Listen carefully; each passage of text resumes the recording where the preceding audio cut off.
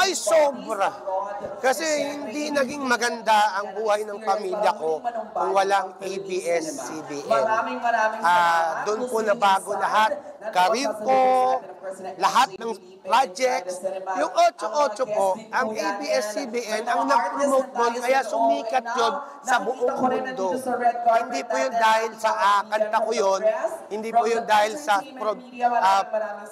composition ni Lito Camo, hindi po. Para sa akin, dahil ginawang station ID yun ng ABS-CBN, ang kumanta si Gary Valenciano, ang may pakana po niyan, si Tita Cory Vidanes. Kaya po sumikat yun. Dahil siyempre, alam niyo, may TFC. Lahat ng bansa, may Pilipinong nanonood. Kaya po napanood yung 8-8, sumikat siya. Kaya maraming salamat po sa ABS-CBN.